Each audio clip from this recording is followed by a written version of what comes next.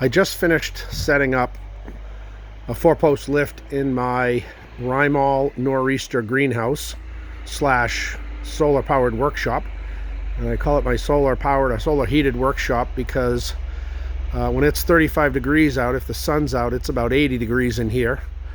And I have I got a 50-watt solar panel on the end of the building that just keeps a deep cycle battery charged, and I have 12-volt LED lights that draw almost no power, so it's like daylight in here.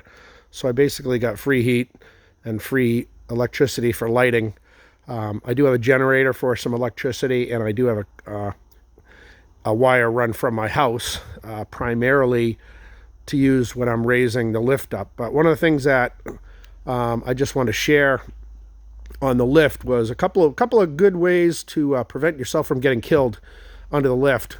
I'm not going to mention the brand of the lift because I think these features are probably common to most of them. But obviously, the most important thing that helps you are these dogs. I call them dogs that go in, that you lower the after you've raised the vehicle, you lower it down so that it sits on these dogs. One of the things, it took a while to get them all so that they were exactly the same height. There's probably about 1/8 of an inch, a little bit, maybe 3/16 or 1/4 of an inch difference in height between the 4 footings that I poured for mine. And I wanted to make sure everything was the same height so that they come down at the same time, so you're not stressing one particular corner over another. But once I got that done, there are springs on each of these dogs, and you want to check, obviously you want to check these Allen screws so that dog can't come off. And I know you've done that when you've done all your fitting. I took this corner off, which was near the pump control, because I like to see, there's a cover. You can see it on the back over there. Those covers right there, that cover the pulley and the dog. And at least for the front corner, I want to be able to see that I'm coming back down and that dog's setting properly. And then I go around and I check the other 3. The springs are good. I was really hoping that they would, as they rode up over a dog, I would hear a nice snap that it was going in, but I wasn't hearing that. So I just simply put a little bungee cord just to give it a little bit more spring there. And one of the things that was also happening is, as I was actuating the release lever, the dogs at the back weren't disengaging all the way. And what I found was that there's a union here, and in this union I guess there was supposed to have been a nut on either end of that to lock that so that one side doesn't spin and the other doesn't, but I was only provided with one nut. So fortunately, because I've got I've got a MIG welder, I just put a tack on that, and now it's nice and secure. So a couple other things to look out for. The pulleys and the pin that hold the cable pulleys, there was a clevis pin that you might see on a trailer hitch holding this pin in.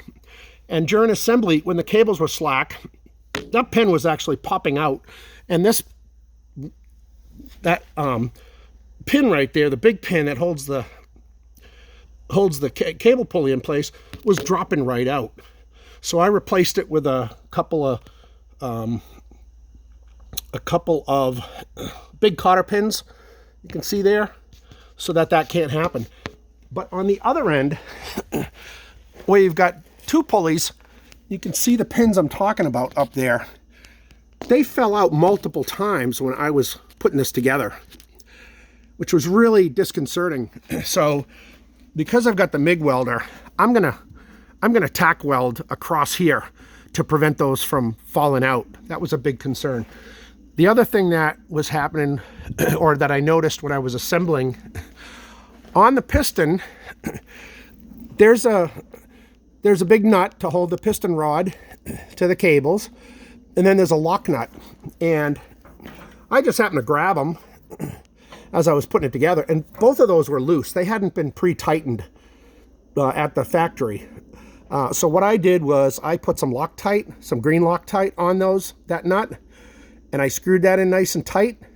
And then I put Loctite under Loctite. It's releasable Loctite. But over time, I just was worried about this assembly coming loose. And if that ever came loose, those cables are just going to fly out. And as I mentioned before, the dogs are going to save your life. And if they're not in place or they're not working properly, sayonara. But other than that, I'm pretty happy with it. This lift is a 110 volt lift, and one of the things that happened was the power cord that came with it only had like 16 gauge wire in it.